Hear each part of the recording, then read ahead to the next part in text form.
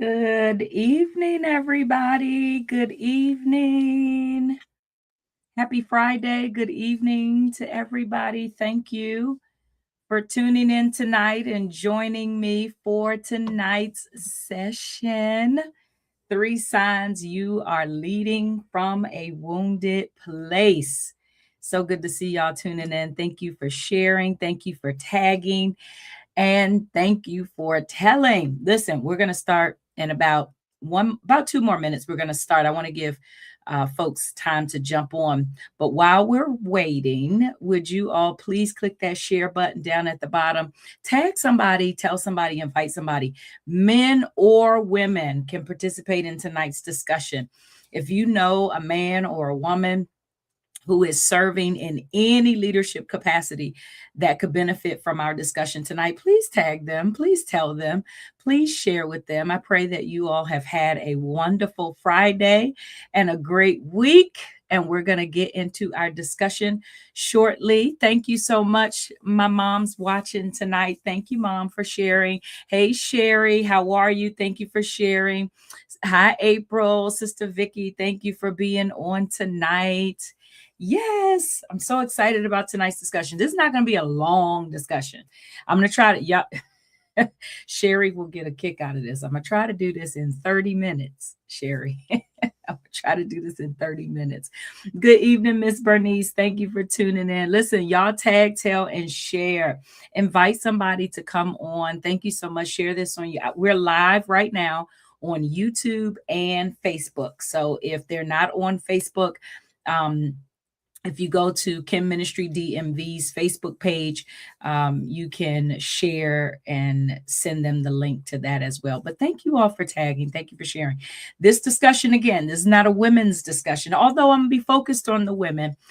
Men, you're invited to come on in and listen in. I believe that you will gather some good information from our discussion tonight. So we're going to start in about 1 minute. In our discussion, I would suggest that you get a notebook and something to write with if you can.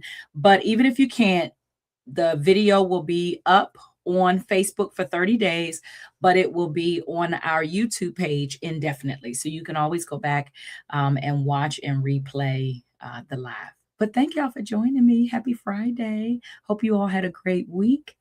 Hope you had a great week. Thank you, Mom, for tagging. Thank you, Sherry. Thank you, thank you, thank you. I appreciate you. Thank you so much. Thank you so much. Let me share. Let me copy this and share it in my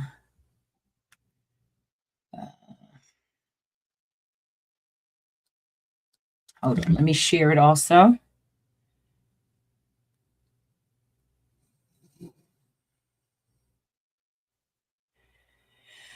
Very impromptu discussion, not formal. So you all will be able to, I just want to share the link over in here.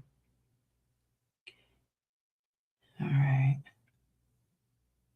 Keep tagging, keep telling, keep sharing. I'll be right back and we're going to get started in about 30 seconds. If you all hear my dog bark, I apologize in advance. He's hanging out in the room with me, but as soon as my husband comes in, he is going to be going crazy.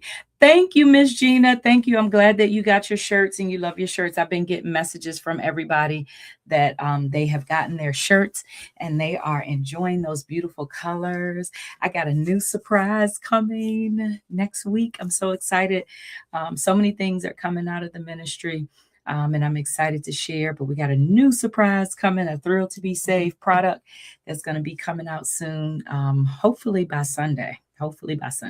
So we'll see. All right, let's go ahead and jump right into our discussion because I promise I'm not going to keep you long. Somebody say, Pastor Rowe, don't keep us long because I know it's Friday. And if you work this week, you want to relax, you want to chill out on the couch. Maybe you're out to dinner and you're just listening to me in your ear. Regardless, thank you for being here tonight.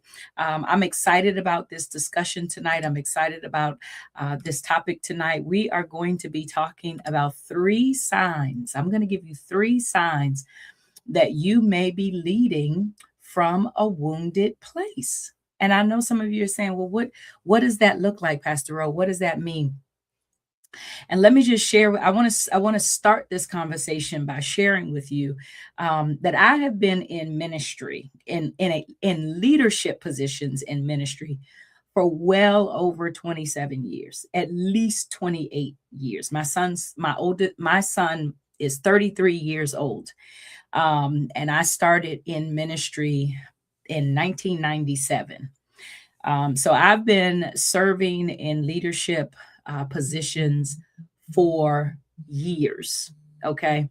Um, and so I've served in capacities, Sunday school. I was a Sunday school teacher, vacation Bible school director, youth choir director, associate minister, young adult ministry, and even outside of the church. So I don't want you to think that this is just a church conversation. This is for any woman that is in a leadership role. And so even outside of the church, I've been serving in leadership. I took care of my brothers for a short time.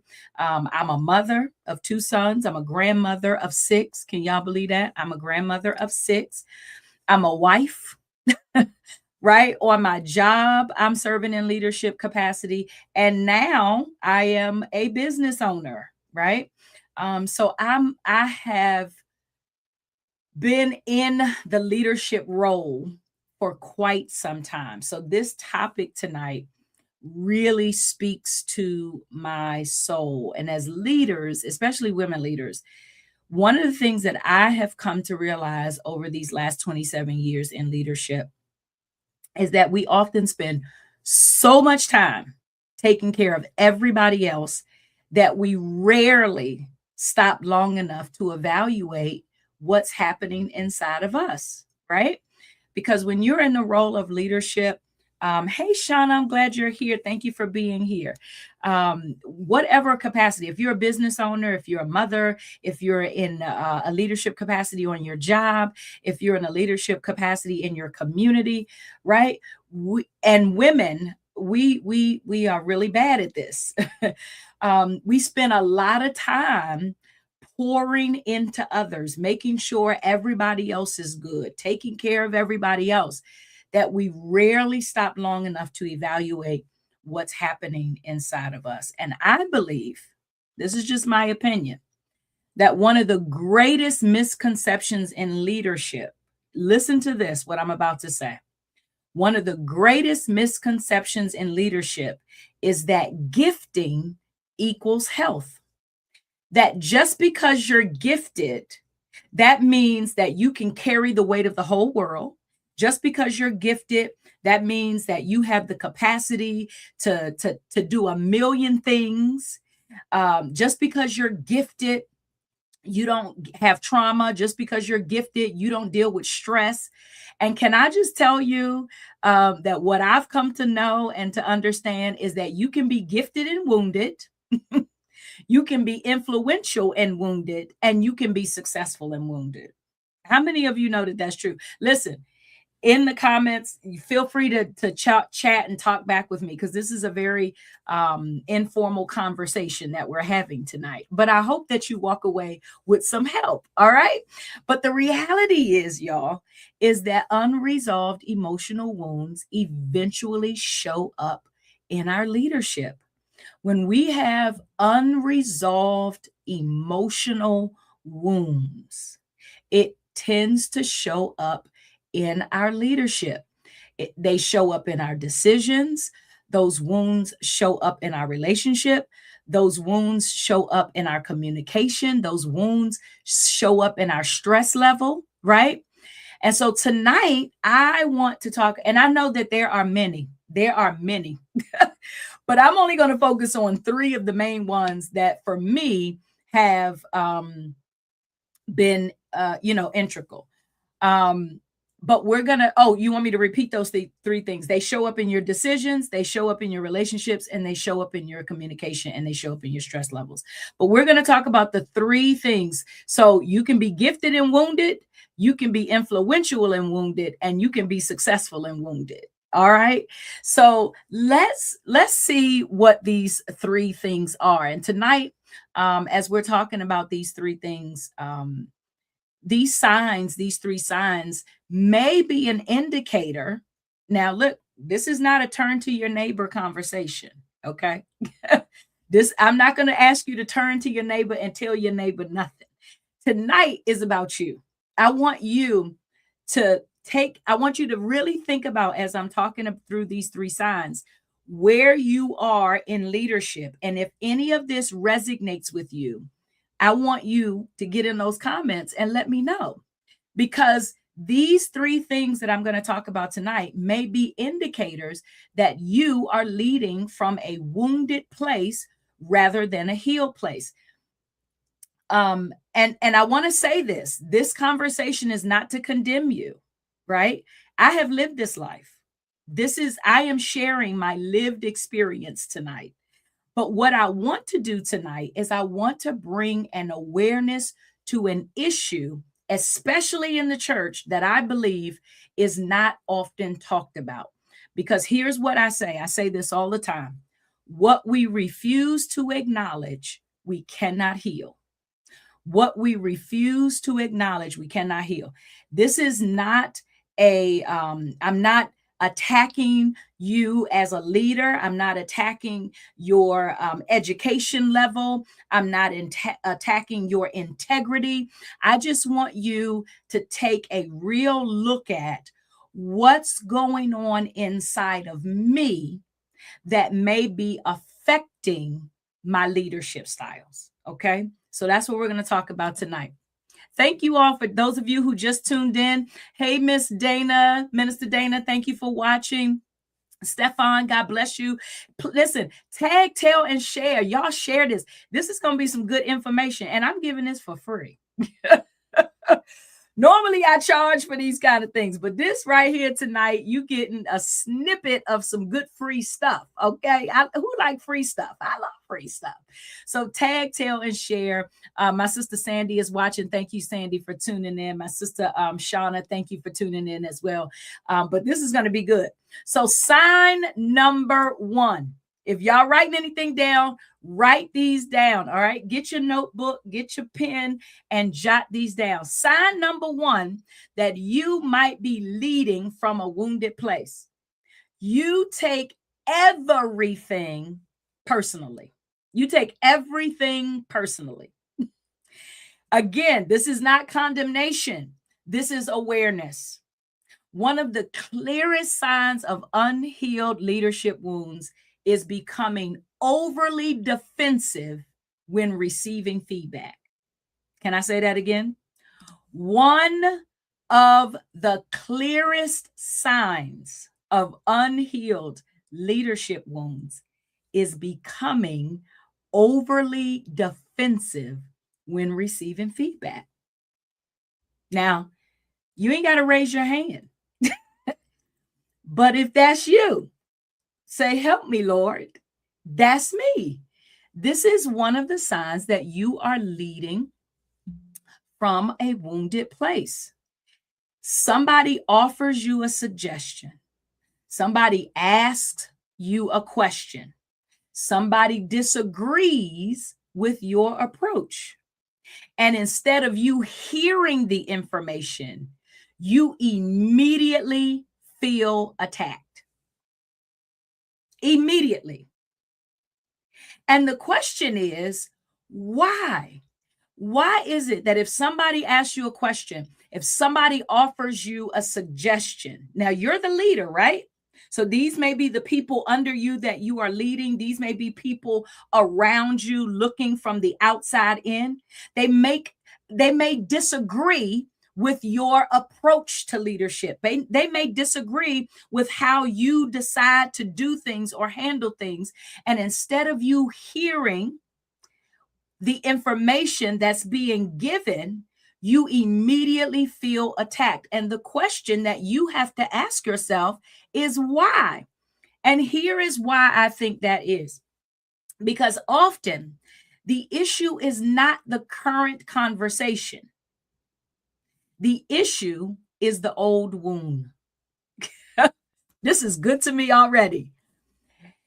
If you are that person where every time somebody says something to you or makes a suggestion or challenges your position or challenges something that you may want to be implementing and they disagree with you and you immediately get overly defensive and feel like you're being attacked, is it possible that it is not the current conversation that's the issue, but the issue is an old unresolved wound? What do you mean, Pastor Rowe? What do you mean?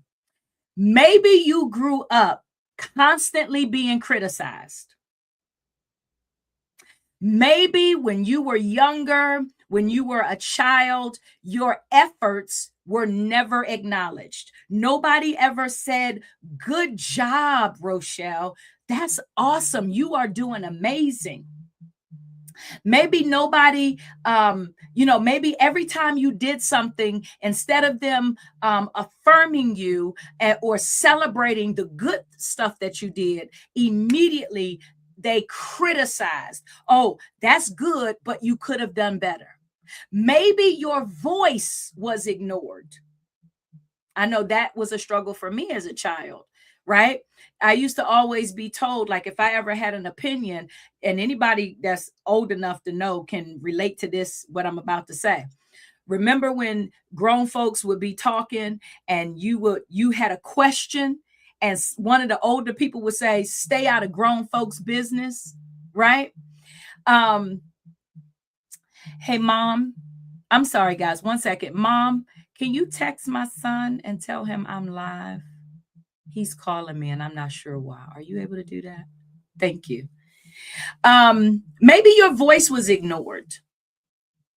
Maybe as a child, you were always pushed to the side and nobody acknowledged your voice. Nobody allowed you to speak. Maybe you experienced some form of rejection. Maybe you experienced some form of rejection. So that may be the reason why whenever somebody says something to you or whenever somebody critiques you or somebody disagrees with you, that you get overly defensive, right? Now hear me. And so what happens is every piece of feedback, listen to this, what I'm about to say. Every piece of feedback feels like confirmation that you're not enough. So whenever somebody asks you a question or somebody challenges your position or your opinion or somebody disagrees with you or gives you feedback that you don't necessarily agree with or may not necessarily line up, every piece of feedback now feels like confirmation that you're not enough. And as leaders, we have to learn the difference between correction and rejection. Somebody put that in the comments. There is a difference between correction and rejection. There is a difference, leader, between correction and rejection. So let me give you a short definition of each. Correction says the behavior needs adjustment. Okay? Correction says the behavior needs adjustment. Rejection says you are the problem. Y'all feeling me? There's a difference between correction and rejection. So just because somebody is making a suggestion to you or offering you feedback that does not necessarily align with how your leadership style or what you're attempting to do in leadership, it does not necessarily mean that it is rejection. Sometimes it's correction.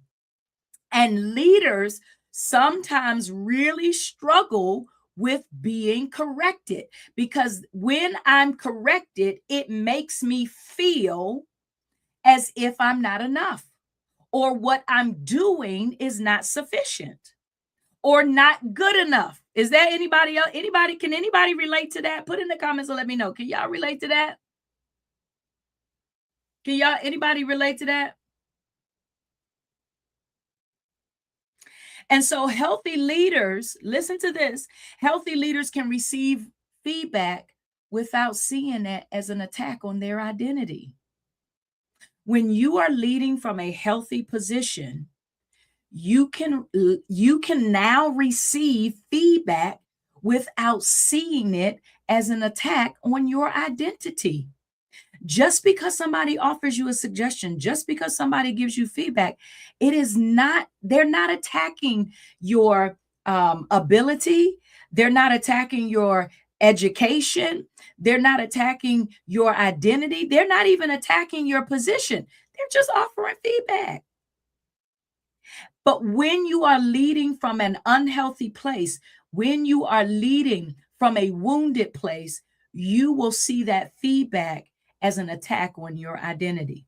But when you are healthy, you receive the feedback without seeing it as an attack on your identity. And so I want you just really quickly, can you think of a time? I want you to think of a time when you reacted strongly to feedback or a suggestion. I want you to drop it in the comment. That's me. Just put in the comments, me. Have you ever had a time where you reacted strongly to a suggestion or a question that somebody had directed towards you? Or maybe somebody disagreed with you and you overly reacted. Come on, somebody put it in the, I see it. There it is, me. So I want you to ask yourself, was it really about what the person said, or did it trigger something deeper inside of you? Was it really about what the person said, or did it trigger something much deeper inside of you? And I think as leaders, we have to start looking at what's happening inside of us. For my Bible readers, in the book of Samuel, 2 Samuel chapter 12, David receives correction from the prophet Nathan. Yeah, if anybody's a Bible reader, y'all know the story when David had slept with Bathsheba, and the prophet Nathan came and corrected David. Right? The prophet Nathan confronted David. Now, in that story, David could have become defensive. He could have become defensive. But instead, here's my favorite word, Mahalia, he humbled himself, and allowed correction to produce transformation. Can somebody put that in the comments? We must allow correction to produce transformation. David could have clapped back at Nathan. He could have went off. He could have had him killed. He was the king. But instead, he repented. And as a result, God called him a man after his own heart. Let me say that again. We must allow correction to produce transformation. Okay? And healed leaders understand that correction can be a gift. I want you to put that in the comments. Correction can be a gift. Correction can be a gift. Because what is the ultimate goal, right? The ultimate goal in life is to mature. The ultimate goal in life is to change, to be better, to become better. And sometimes we need that correction. So correction can be a gift. All right, sign number 2. We're making our way. Come on, sign number 2. You feel responsible for everyone's happiness. You feel responsible for everyone's happiness. Now, this one, y'all, I don't know if the men struggle as much with this, but this one really affects many women leaders, female leaders. Why? Here's why this one is an issue for women in leadership. Because we overextend, We overcommit. We say yes when we want to say no. And we carry everyone else's problems. We lose sleep trying to keep everybody happy. Here's another one. We feel guilty when someone is disappointed by something we said or did. We have a fear of letting people down.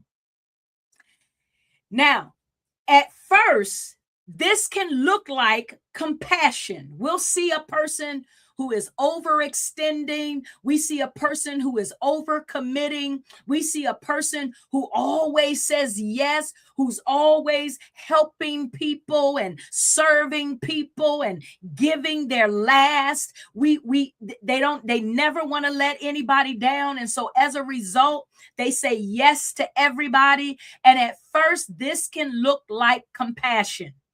And we'll say, wow, that man or that woman, they are so compassionate. They just love serving. They just love working. They just love giving. But underneath, oh, this is so good. Underneath the facade of compassion is a wound of rejection. My God, I'm teaching on here tonight. I'm getting ready to go. I gotta go. I gotta go because I got one more and then I'm gone. Underneath the facade of compassion is the wound of rejection. Pastor Rowe, what are you talking about? So many of us have learned early in life that if people are happy with me, I'm safe.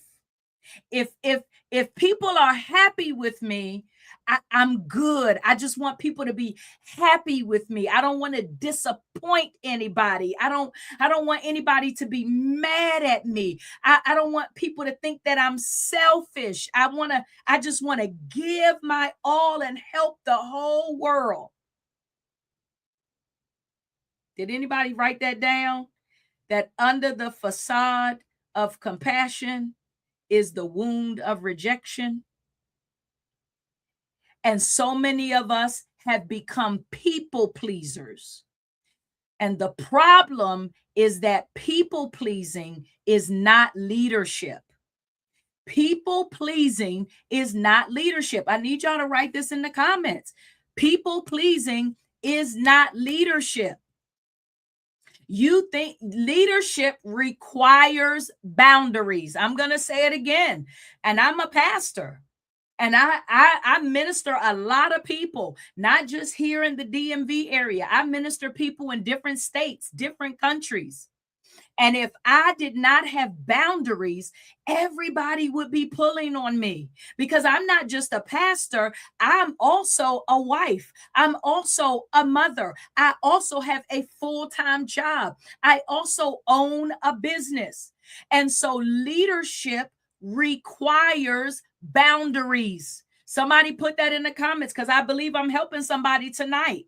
Leadership requires boundaries. Leadership requires difficult conversations. Not only do we have to set boundaries to protect our time, we have to set boundaries to protect our mental capacity. We have to set boundaries to protect our health. But we also got to have some difficult conversations. There are going to be times where you have to tell people, I'm unavailable. I cannot do this. I cannot attend. I would like to, but I'm not able to. I would love to sow a seed, but right now I got to put that money towards helping prepare for my vacation with my spouse or my children. And so sometimes in leadership, number one, it requires boundaries. Number two, it requires difficult conversations. But here's the big one. You ready, Sister Sandy? Leadership requires disappointing people sometimes. Y'all don't want to talk to me. I'm getting ready to go. I got about 5 minutes. I'm gone. Leadership requires disappointing people sometimes. I promise you, you can do all the right things well.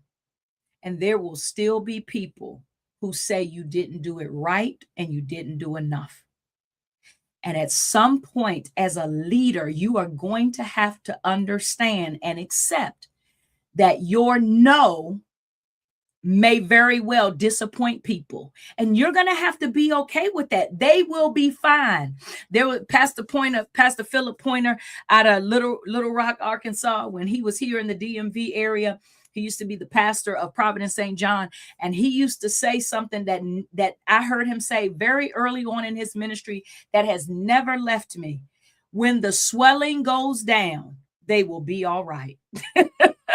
I promise you, they won't stay mad at you long. Okay. They'll be mad for a little bit, but they'll be all right when the swelling goes down. But here's what's happening. You are teaching people the importance of boundaries. You are teaching people the importance of the need to protect your mental capacity, your physical capacity, and your spiritual capacity. Can I tell you something?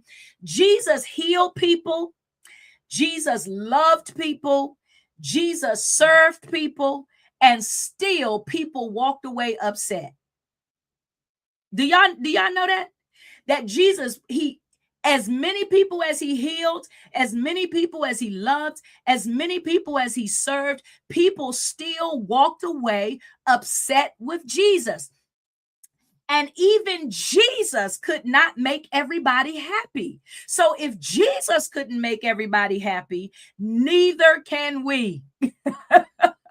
Neither can we. And I know that you want to. I know, because you don't want to be rejected. You don't want to feel that feeling of rejection, because when you tell somebody no and they seemingly are disappointed, or they get angry or upset with you, what it is triggering in you is rejection, and you don't like to be rejected. We got to heal from that. We have to heal from that spirit of rejection. We have to heal from this spirit of needing to be needed. There is this spirit of I just need people to need me. And that takes us into our next sign. But I want you to think about this question. Are there places in your life where you're carrying responsibilities that God never assigned to you? I want you to think about this. I'm going to say the question again.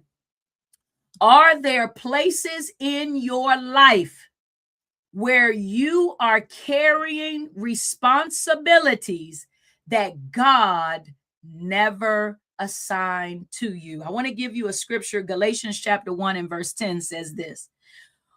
For do I now persuade men or God? Or do I seek to please men? For if I still pleased men, I would not be a servant of Christ. Y'all, listen. Huh? What's on your plate? You got so much on your plate. You cannot please everybody. Go back and read it. Galatians 1 and 10. For do I now persuade men or God? Or do I seek to please men? For if I still please men, I would not be a servant of Christ. And when your identity in Christ is secure, hear me, I'm going to say something, Unisha. When our identity in Christ is secure, we can serve people without being controlled by other people's opinions. Can I say that again, Sister Sandy? When our identity in Christ is secure, when you know who you are, when you are secure in what God has called you to, the assignment that God has called you to, you as a leader can serve people without being controlled by other people's opinions. Somebody say, you talking right, Pastor Rowe. I know, because I live this life. I'm talking to you, talking to me. This stuff I struggle with. These are things that in leadership that I have struggled with. This is my lived experience. So let's wrap this up. Let's get into the last one for tonight. Sign number 3 that you are leading from a wounded place. You struggle to trust and to delegate. You struggle to trust and to delegate. And this sign is often rooted in betrayal. Oh my gosh, I'm gonna leave with on a high note. This sign is often rooted in wounds of betrayal. Because I want you to think about this. Perhaps somebody disappointed you. Perhaps somebody violated your trust.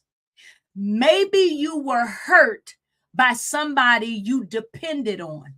And so now you're in leadership and it looks like this. This is what it looks like.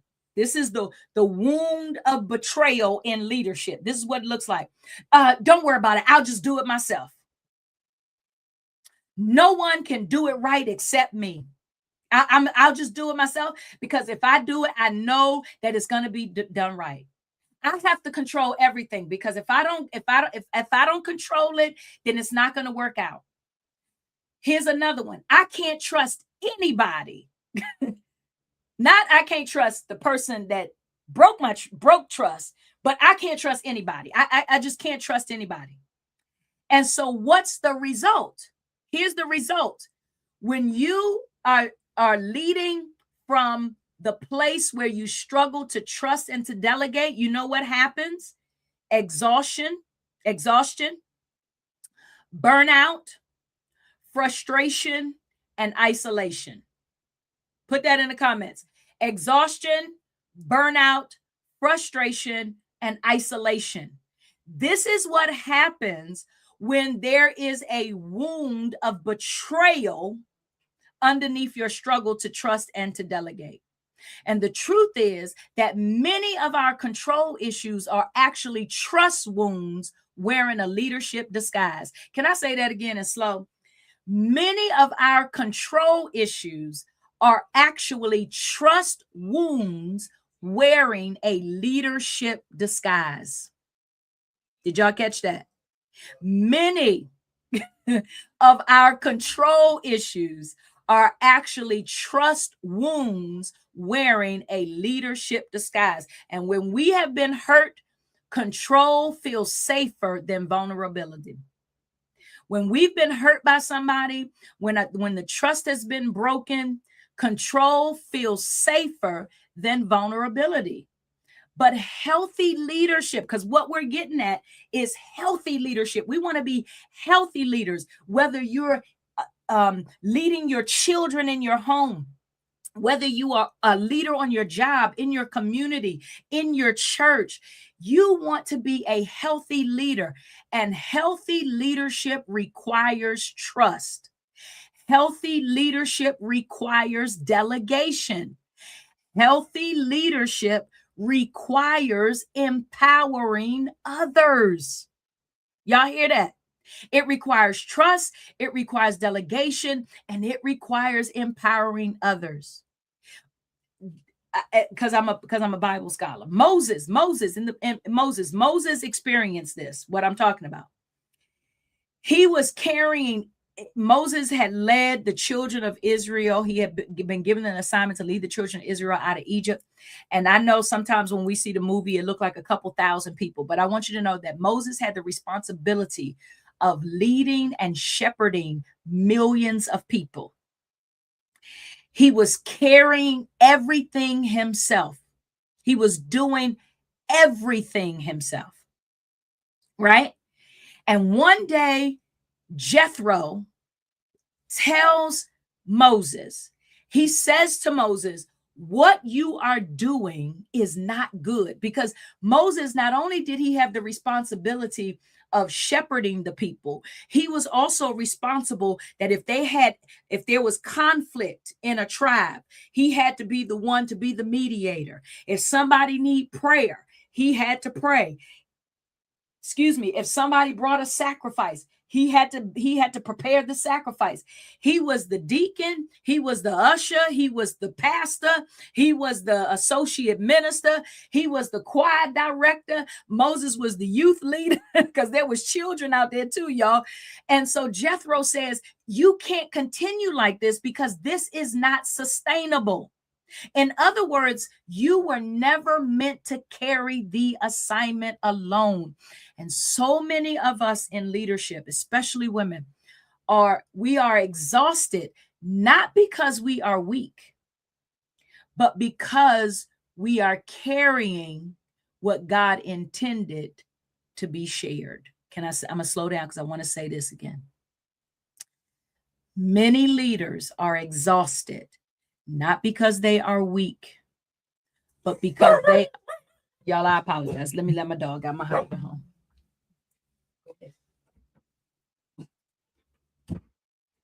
Okay. Let me make that point again. I don't want you to miss this.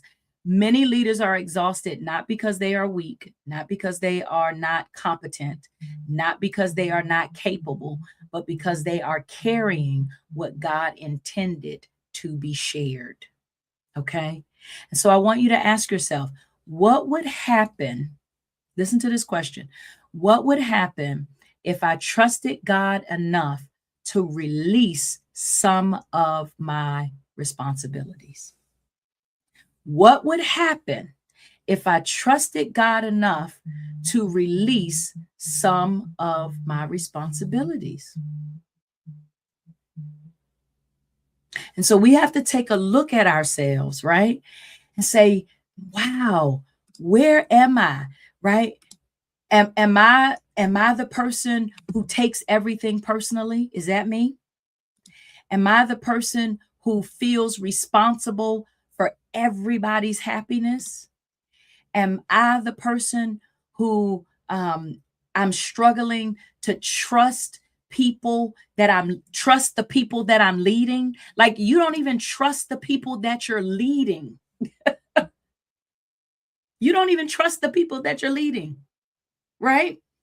You won't delegate. You won't share the assignment. You won't share the knowledge. You won't share you won't let anybody help you. And so tonight, we're done. We're done.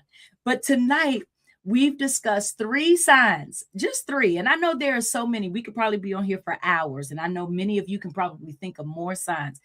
But these are 3 signs that have troubled me in leadership. I have been that person. I have been the person who took everything personal. And if somebody critiqued me, it was a personal attack against my ability. I felt responsible for making sure everybody was happy, where there was a point where I said yes to everything until I learned how to say no to some things. Because here's what I learned, that my no to them freed up my yes to God. I was the person who struggled to delegate, to let people help me, because I felt that I had to carry everything on my own. And so tonight we have discussed these 3 signs that you may be leading from a wounded place. And here's what I want you to remember as we're leaving tonight. The goal isn't perfection. The goal is healing. The goal is not perfection. God is not looking for perfect leaders. He's looking for healed leaders. And I think we have so many leaders today who are leading from a broken place. And as a result, they are bleeding on people that haven't done anything to them. And they're wondering why their circles keep getting smaller and smaller, and why people don't want to be connected to them anymore. And it's not because they're not smart enough. Many of them are geniuses. It's not because they're not gifted. But I started this conversation by saying gifted people can be wounded people. Successful people can be wounded people. And so God is not looking for flawless leaders. God is looking for surrendered leaders. Leaders who are willing to say, and I want y'all to write this in the comments as we're going out tonight, Lord, show me what needs healing in me. Can somebody put that in the comment? Lord, show me what needs healing in me. Because healed leaders, listen to this, create healthy teams. Healed leaders create healthy ministries. Healed leaders create healthy families. And healed leaders leave healthy legacies. Amen. I'm going to repeat those. Healed leaders create healthy teams. Healed leaders create healthy ministries. Healed leaders create healthy families, and healed leaders create healthy legacies. And so you don't have to be a pastor. I'm talking about you can be a father in the home with your children. If you're always at odds with your children, is it possible that you're leading from a wounded place? If you're a mother and you're always at odds with the people in your home, is it possible that you are leading from an unhealthy place and a wounded place? So I'm not just talking about pastors and preachers and ministers. I'm talking about you can be a business owner. You can be on your job. You can be a community leader. You can be in your own home. The people in your own house don't even want food with you because you're just doing the mouse. So listen, while I'm grateful that we had, hey Brad, hey Pastor Pringle, thanks for tuning in tonight. Listen, this was just a snippet of what I'm going to be talking about. I'm preparing in July 11th and August 1st. I'm going to be doing a master class. I'm going to pull that up on the screen. I'm going to be doing a master class called The Flourishing Woman. And we're going to be talking about some of these things in this 2-part masterclass. And so if this conversation resonated with you and you are a woman serving in any type of leadership capacity, whether you're a wife, you're a mom, you're a ministry leader, you're a pastor, you're a business owner on your job, I want to personally invite you to join me for the Flourishing Woman Leadership Masterclass. It is a 2-part masterclass. It is going to be held on July 11th and August the 1st. Now, I already have 10 seats filled, and I'm only taking 20 people. So I got 10 seats left because I don't want it to be too big. I want it to be kind of small and intimate so we can really get in and do the work that needs to be done. But the classes are going to be held July 1st is part 1. Part 2 will be August 1st from 9 a.m. to 12 p.m. Eastern Time via Zoom. And during these sessions, we're going to go deeper into these topics. We're going to go deeper into topics about emotionally healthy leadership. We're going to talk about leadership identity. We're going to talk about healing. We're going to talk about boundaries. We're going to talk about burnout prevention. And we're going to talk about sustainable leadership. And so this masterclass has been designed specifically for women who are ready to stop surviving in leadership and start flourishing in leadership. And so on the screen, I have the flyer for the session. There's a QR code. If you grab your phone and point it and turn your camera app on and point it at that QR code, you can take it'll lead you to the link where you can register. Each session is $40. So part 1 is 40 and part 2 is 40, which I think is reasonable, right? You're going to get a workbook. We're going to do some hands-on work. And if you take both parts, I'm going to give you a 1-hour free one-on-one session with me to work through some of your leadership struggles. So, but you have to take both parts of the leadership session. So if you take both parts, you will have the opportunity to meet with me one-on-one for 1 hour for free. And I usually don't meet for free. My sessions are $75 per hour. But you will have an opportunity as my thank you to you and for me to continue to help you. You will have that opportunity to participate in a one-on-one session with me to further the discussion of what leadership looks like for you. And so I hope that tonight has been a blessing to you. I pray that tonight you walked away with something that was helpful for you. But more importantly, I hope that if you're here and you're watching, and if you're a woman in leadership, or maybe you know somebody else that can benefit from this masterclass, would you encourage them. It's on my Facebook page. I've posted it. So if you go to my Facebook page, you should see it there on the top. Can you share that?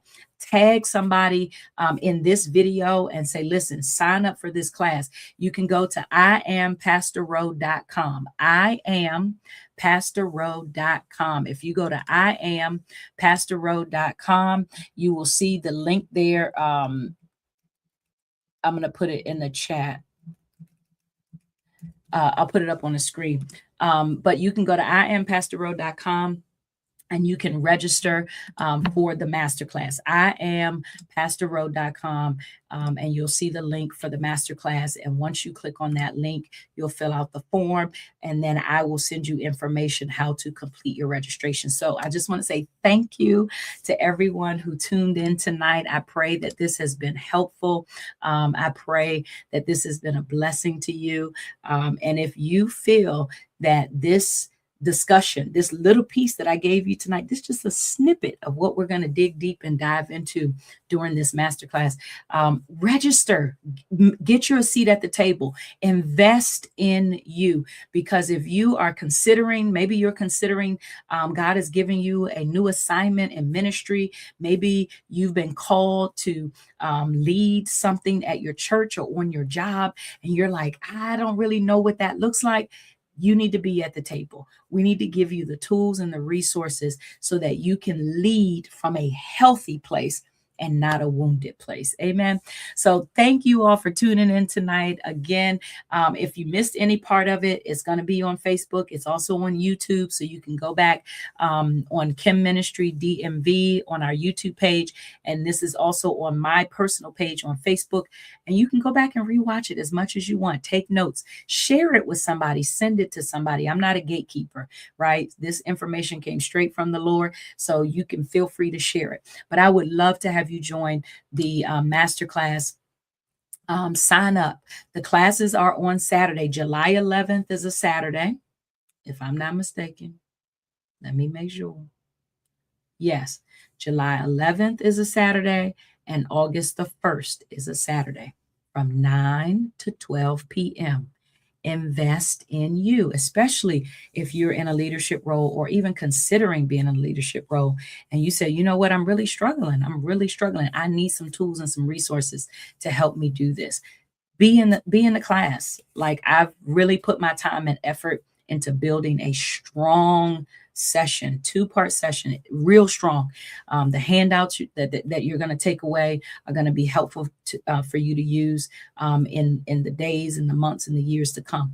And so I've really poured my heart and soul into this. I've been building this, and I'm finally releasing it. And I would love to see you be a part of this. Okay. All right. Are there any other questions? I want to make sure that I don't miss anybody. Thank you so much, Miss Marie. Glad you were here. Thank you, thank you, thank you.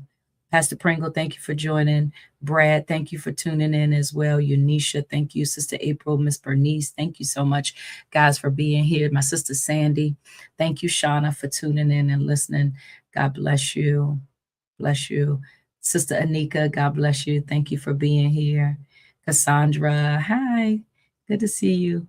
All right. Oh, I had Diana watching on YouTube. Hey, Diana, thank you for tuning in as well. All right. Y'all have a good night. And don't forget, go register for the class. All right. Good night.